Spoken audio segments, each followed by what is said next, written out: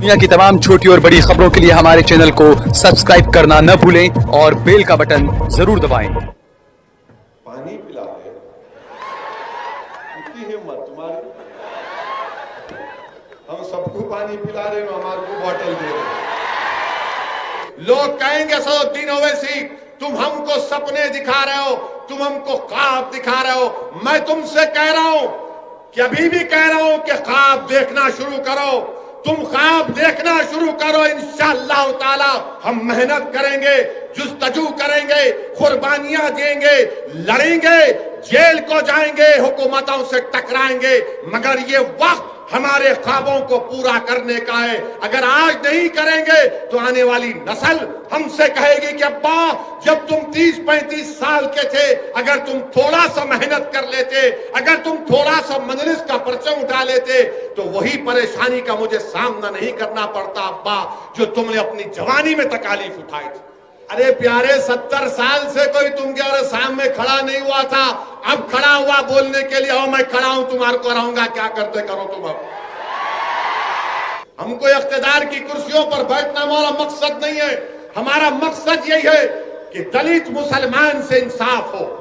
ये गुस्से के जितने मौजूदा चेले हैं जो इख्तिदार की कुर्सियों पर बैठकर भारत में हिंदू और मुसलमानों की नफरत पैदा कर रहे हैं, ये गांधी के मानने वाले नहीं, ये अंबेडकर के संविधान के मानने वाले नहीं, ये गोडसे के जानशीन है। और ये तमाम गोडसे के जानशीनों ने ही, ये तमाम गोडसे के जानशीनों ने ही दिल्ली की सड़कों पर सिखों का कत्लेआम किया।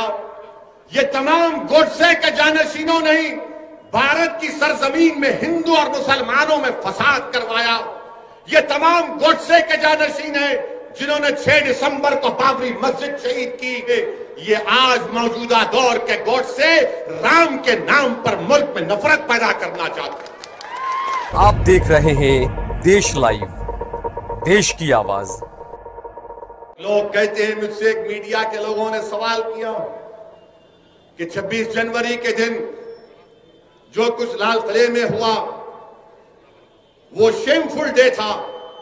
मैंने कहा बिल्कुल सही है, नहीं होना था। हम हर तशद्दुद की और वायलेंस को कंडेम करते हैं, मगर मैंने पूछा कि क्या 1960 के दहे में जब दिल्ली के पार्लियामेंट पर तमाम लोग आकर हमला किए थे कि गाय कशी के खिलाफ कानून बनाओ, हिंदी को जबान बनाओ, तो क्या वो शेमफुल डे नहीं था? तो उस मीडिया के जिम्मेदार ने कहा आपको याद है? बोला बहुत याद है, हमको बाबा आदम से लेकर अब तक पूरी तारीख याद है। मैंने कहा इस दिल्ली की सड़कों पर सिखों को, उनके जिंदा सिखों के गलों में जलते हुए टायर डाले गए। एक कांग्रेस का बड़ा लीडर रिकाबगंज की गुरुद्वारा के सामने ठहर कर सिखों का कत्ल करवाया, वो मिनिस्टर बन गया किसी रियासत का। क्या वो शेमफुल डे नहीं था? बाबरी मस्जिद को शहीद करना शेमफुल डे नहीं था जिसको सुप्रीम कोर्ट ने कह दिया शेमफुल डे था? जहां आपको सूट करेगा शेमफुल, और जहां आपको नहीं सूट करेगा बोलेंगे ये हमारा फुला दिवस है। मेरे अजीज दोस्तों और बुजुर्गों, ये हमारे मुल्क की मौजूदा राजनीति है। ये काम आपको और हमको मिलकर करना है। मजलिस पर इल्जाम तो बहुत लगते हैं, हर इल्जाम मजलिस पर ही लगता है। हम इलेक्शन लड़ने जा रहे बंगाल को, तो ये बैंड बाजा की पार्टी जिसको कभी कांग्रेस पार्टी भी कहा जाता था, ये लोग शुरू हो गए। देखो बी टीम आ गई। अच्छा उन्हों काफी नहीं थे तो ममता बनर्जी भी शुरू हो गई। ओवैसी ये ओवैसी वो। अरे भाई आखिर मैं ही मिला क्या? तुम लोगों को कोई और नहीं है भारत में? बी टीम, सी टीम, वो फुला टीम। अरे आप क्या किए बताओ? कौन सा कारनामा आप अंजाम दिए? कर्नाटका में कांग्रेस के एमएलए कूद के जाकर बीजेपी में चले गए। मेरे से पूछ के गए थे, मेरे से बात करके गए थे। या इलियास बागबान साहब के पास आकर बैठे, जरा बाग में केला खिलाओ, हम तुम्हारे साथ चलते। या अब्दुल रहीम के पास जाके बोले थोड़ा मिर्ची लगा दे, हम दौड़ते। पूरे के पूरे भाग गए। अरे पतली गली पकड़ के भाग रहे, तुमको भागने वाला नजर नहीं आ रहा, तुमको एक ही मर्द नजर आ रहा। अल्हम्दुलिल्लाह तुम्हारे लोग भाग गए, भाग के रिजाइन करके जीत भी गए, मिनिस्टर भी बन गए, और आपको कोई नजर नहीं आ रहा। अरे हिम्मत है तो बोलो ना उनको नहीं बोलते पैसा लिया बीजेपी से, ना ममता बोलती ना कांग्रेस बोलती। जहां बात आती मुसलमान की तो पैसे की बात आ जाती। बताओ, ये तुम्हारी फिरका परस्ती है, ये तुम्हारी घटिया सोच है कि जहां पर ओवैसी का नाम आया तो बी टीम, और जहां पर तुम्हारी पार्टी का आदमी भाग गया तो बोलते नहीं, भटक गया उन्हें, वापिस आ जाता उन्हें। फिर मीडिया वाले पूछते ओवैसी, अरे नहीं, उन्हें तो पूरा उनका ही है। मैं किसी का नहीं हूं, ना कभी किसी का रहूंगा। इंशाअल्लाह ताला मैं तुम्हारा था और तुम्हारा ही रहूंगा इंशाअल्लाह ताला।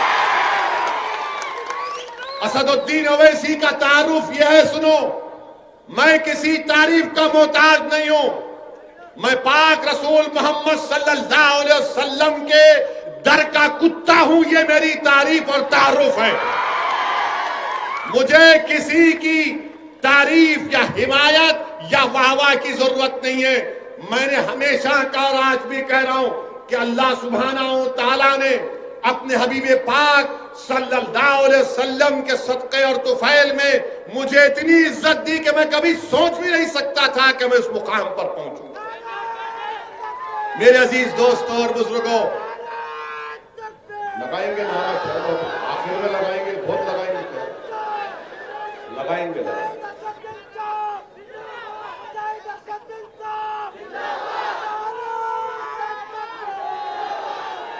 अरे मेरे शेर, मेरे साथ नारा लगा, नारे तकबीर, नारे तकबीर।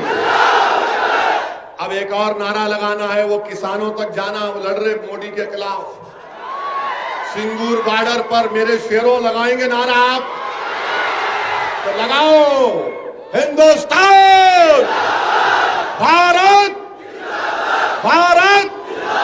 जरा जोर से पुकारो, ऐसा नहीं होता अभी से तुम हाँ कर रहे, हाँप रहे क्या? पूरी ताकत के साथ पूरा हिल जाना।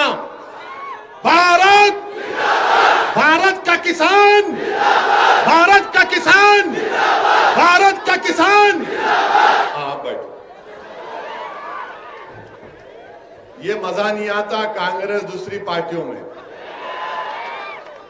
अपने पास ही चलता। ये मिर्ची है ना यहां पर, मजलिस से मुखालिफत। हम बिहार में इलेक्शन लड़े, बिहार में इलेक्शन 20 सीट पर लड़े, 20 सीट पर हम इलेक्शन लड़े। अच्छा, पहले बिहार से पहले कर्नाटका असेंबली के इलेक्शन में हम कुमारस्वामी और देवेगौड़ा साहब की तायीद करे।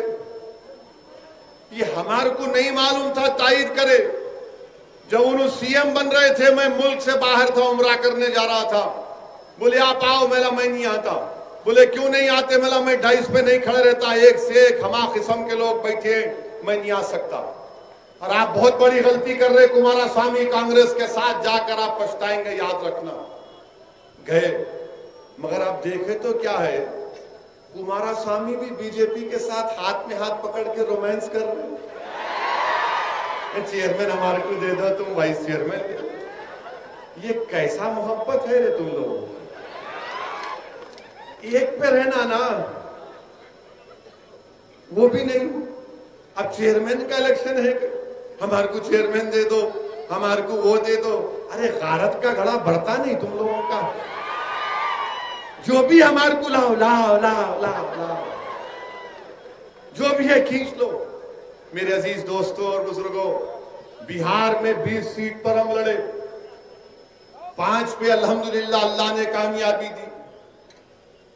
अब बचे जो 15 सीट है, 9 सीट पर आरजेडी, कांग्रेस, सीपीआई, सीपीएम, सीपीएमएलए बनके महागठबंधन बनाए।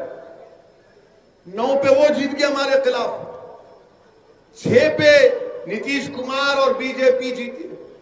अच्छा, वो 9 जो जीते, जहां पर हमारे 9 कैंडिडेट थे, उनकी मेजॉरिटी हमारे को वोट मिले उससे बढ़ के मिले। जो 6 एनडीए जीती, पानी पिला रहे, इतनी हिम्मत तुम्हारी, हम सबको पानी पिला रहे हो, हमारे को बॉटल दे रहे। 6 सीट पे एनडीए जीती, उनका जो टोटल वोट था वो मजलिस के उम्मीदवारों से बढ़ के था, हर कैंडिडेट का। मगर उसके बाद शुरू हो गए, देखो उन्हों करे, देखो उन्हों करे। अरे प्यारे, 70 साल से कोई तुम्हारे सामने खड़ा नहीं हुआ था, अब खड़ा हुआ बोलने के लिए, हो मैं खड़ा हूं, तुम्हारे को हराऊंगा, क्या करते करो तुम। अब क्या किया तुमने बताओ। आज बिहार की सरजमीन पर, सीमांचल की सरजमीन पर, सीमांचल की जनता ने मजलिस-ए-इत्तेहादुल मुस्लिमीन को कामयाब किया। और वहां की खास तौर से खवातीन से जब जाकर मीडिया के लोग पूछते थे अब की बार किसको वोट देंगे, वो गोल टोपी वाले को दे रहे। मेरे को जब मालूम हुआ, मिला गोल टोपी तो सबकी गोल रही थी, ये बोले नहीं वो गोल टोपी वाला। तो मीडिया के लोगों ने बोला क्यों देंगे, तो हमारी मां और बहन ने कहा कि उसको सत्ता से मोहब्बत नहीं है। ये बात बिल्कुल सही है। हमको इख्तिदार की कुर्सियों पर बैठना हमारा मकसद नहीं है। हमारा मकसद यही है कि दलित मुसलमान से इंसाफ हो। मुझे कोई मिनिस्टर बन के अपनी गाड़ी पे लाल लाइट लगाए टाई टाई करके निकलना नहीं है। मेरा मकसद यह है कि अगर मेरा नुमाइंदा कामयाब होगा तो वो जब ऐवान असेंबली में जाएगा तो गरीबों की आवाज बनेगा, वो मजलूमों की आवाज बनेगा, वो हक के लिए लड़ेगा, ऐवान को हिला के रख देगा।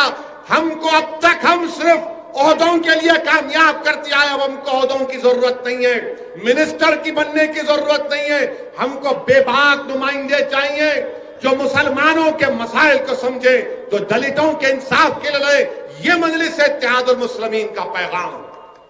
इसीलिए आज आप देखते हैं कि जहां हम जाते हैं वहां पे शुरू हो जाते। मेरे अजीज दोस्तों और बुजुर्गों, कर्नाटका में इंशाअल्लाह ताला आने वाले बल्दिया के इंतखाबात में, चाहे गुलबर्गा हो, बीजापुर हो, बिदर हो, जहां कहीं भी हम लड़ेंगे इलेक्शन इंशाअल्लाह ताला। इलेक्शन का आगाज बल्दिया के इलेक्शन से होगा। बल्दिया में आप कामयाब करेंगे तो असेंबली में इंशाअल्लाह ताला कामयाबी मिलेगी। असेंबली में कामयाबी मिलेगी तो फिर दिल्ली को आप किसी को अपना रुकने पार्लिमान बनाकर बजाएंगे। लोग कहेंगे असदुद्दीन ओवैसी तुम हमको सपने दिखा रहे हो, तुम हमको ख्वाब दिखा रहे हो। मैं तुमसे कह रहा हूं कि अभी भी कह रहा हूं कि ख्वाब देखना शुरू करो। तुम ख्वाब देखना शुरू करो, इंशाअल्लाह ताला हम मेहनत करेंगे, जुस्तजू करेंगे, कुर्बानियां देंगे, लड़ेंगे, जेल को जाएंगे, हुकूमतों से टकराएंगे, मगर ये वक्त हमारे ख्वाबों को पूरा करने का है। अगर आज नहीं करेंगे तो आने वाली नस्ल हमसे कहेगी कि अब्बा जब तुम 30-35 साल के थे, अगर तुम थोड़ा सा मेहनत कर लेते, अगर तुम थोड़ा सा मजलिस का परचम उठा लेते तो वही परेशानी का मुझे सामना नहीं करना पड़ता अब्बा जो तुमने अपनी जवानी में तकालीफ उठाई थी। तो आने वाली नस्ल के लिए हमको अपनी सियासी जदोजहद करना है, अपनी आने वाली नस्लों के लिए, उनके रोशन मुस्तकबिल के लिए। और भारत की तल हकीकत याद रखो नौजवानों, इस मुल्क की तल हकीकत यह है कि जिसके पास आवाज है, जिसके पास उसके नुमाइंदे हैं, उसी की बात को सुना जाता है। जिसके पास कोई नहीं है उसको कोई नहीं सुनता। इसीलिए मेरे अजीज दोस्तों और बुजुर्गों, मुत्तहिदा तौर पर अपने एक अकाउंट का इस्तेमाल करिए। कांग्रेस पार्टी अब में दमखम नहीं है, मैं बार बार कह रहा हूं, इनसे नहीं हो पाएगा, इनसे नहीं हो पाएगा। इनको बड़ी तकलीफ जरूर होगी कि ये गुलबर्गा में आकर, कर्नाटका में आकर, मुल्क मुल्क में जाकर हमारे बारे में ऐसी बात कर रहा है। अरे हकीकत यही है। अगर आज मुल्क में यूएपीए का कानून में मासूम लोग जेलों में सड़ रहे हैं, 80 साल के बूढ़े को ऐनक नहीं दी जाती, पीने के लिए स्ट्रॉ नहीं दिया जाता, तो फिर इसका जिम्मेदार यही कांग्रेस पार्टी है। यही कांग्रेस पार्टी है। इन्होंने यूएपीए बनाया था। फिर जब 2008 में चिदम्बरम थे मिनिस्टर, होम मिनिस्टर, मैं यूपीए में था, मैंने मुखालिफत की, आपने यूएपीए को और मजबूत किया। फिर अमित शाह ने कानून लाया 2019 में, यही कांग्रेस ने लोकसभा राज्यसभा में उस कानून की तायीद की। आज आकर आप हमसे पूछते हैं कि बताओ ये क्या हो रहा है, तुम क्यों लड़ रहे हो? याद रखो, मैं जब तक अल्लाह मुझे जिंदा रखेगा इंशाअल्लाह ताला मैं लड़ता रहूंगा। और एक बात याद रखो आप कि कभी हारने से डरना नहीं, कभी हारने से नहीं डरना। आज हारे कल जीतेंगे इंशाअल्लाह। जिस दिन तुम ये हार का खौफ अपने दिलों से निकाल दोगे, हार का खौफ अपने दिलों से निकालो, जीत की उम्मीद रखो और जुस्तजू करो, मेहनत करो। कानून क्या है कि अगर पाशा भाई के घर में एसआई आ गए, पुलिस स्टेशन के घर में पाशा भाई के पुलिस वाले आके बोले तुम्हारे पास 2 भैंसा खड़े हुए पाशा भाई, तो बोले हाँ दूध देते। नहीं नहीं नहीं तुम काट रहे हो उसको, मैं लिख जा रहा हूं। मैंने कानून में लिखे हूं। पाशा भाई के घर में आके भैंस भी लेके चले जाते, पाशा भाई का ऑटो का ट्रालर भी लेके चले जाते। बोलते नहीं अरे ट्राली गई को लिख जा रहे एसआई साहब, तो बोले तो स्मगलिंग कर सकते। उसके बाद क्या करते उन्होंने, उसको सीज करके एसडीएम को देते। एसडीएम क्या करता, पाशा भाई के घर पे कब्जा कर लेता। ये कानून है, याद रखो आप। पाशा भाई घर पे कब्जा कर लेता। अब एसडीएम ये भी कर सकता, करो नहीं ये घर में उन्होंने काटे या काट सकते, मैं घर को बेच देता हूं। ये कानून बनाया। और वहां दिल्ली में बैठ के दिल्ली के मौजूदा बादशाह बोलते भाइयों बहनों सबका साथ सबका विकास। अरे कहीं का भैंस का साथ दे रहे, किसका साथ दे रहे आप? सबका साथ सबका विश्वास सबका सबका, अरे सबका सबका कहां है भाई? पाशा भाई की भैंस को लेकर जाएंगे, पाशा भाई की ट्राली को लेकर जाएंगे, पाशा भाई के घर को लेकर जाएंगे और बेच भी देंगे। और कोर्ट में जब कोर्ट में कुछ फैसला है ना, घर को लेकर बेच देंगे। ये कानून बना है, अजीब और गरीब कानून। अच्छा फिर उसके बाद आपको मालूम कि चाहे भैंस हो बैल हो, ये जितने कैटिल हैं, इसकी कोई चीज खराब नहीं जाती। इसकी हड्डियां जेलेटिन फार्मास्यूटिकल में जाते। सींग जो होते हैं, सींग से बटन बनता, मत नहीं बनाते बटन। तुम बटन बगैर बटन के पहनो। हमको बगैर बटन कर रहे, तुम बगैर बटन करो, दिखाओ चलो। उससे सींग से बटन बनता। आपको मालूम कि ये जो हड्डियों की और जेलेटिन की इंडस्ट्री कितनी है? 2000 करोड़ की इंडस्ट्री है ये पूरे मुल्क में। और कर्नाटका के जो बूचर एसोसिएशन ने सही कहा कि 40-50 लाख के करीब लोगों का रोजगार बर्बाद हो जाएगा। क्यों कर रहे हैं आप ये? क्या आप नहीं जानते कि यह किसानों का मसला है? क्या करेगा किसान जब भैंस दूध नहीं देगी? क्या करेगा किसान जब गाय दूध नहीं देगी? आप खरीदो ना उन लोगों से, खरीदो उन लोगों से जब गाय और भैंस दूध नहीं देती, खरीदो आप। अब आप देखेंगे कि पूरे छोड़ देंगे गाय और भैंस को, वो किसानों के फसलों को जाकर खा लेंगे। इस तरह का कानून आप कैसा बनता? वो मुर्गी के चमड़े से बनता, बकरी के चमड़े से बनता। क्रिकेट खेलेंगे मगर तुम मटन नहीं खाना। ये क्या बात है भाई मेरे? क्या बात है बताओ आप, एक मजाक बना के रख दिया इस मुल्क में आप। आप देख रहे हैं देश लाइव, देश की आवाज।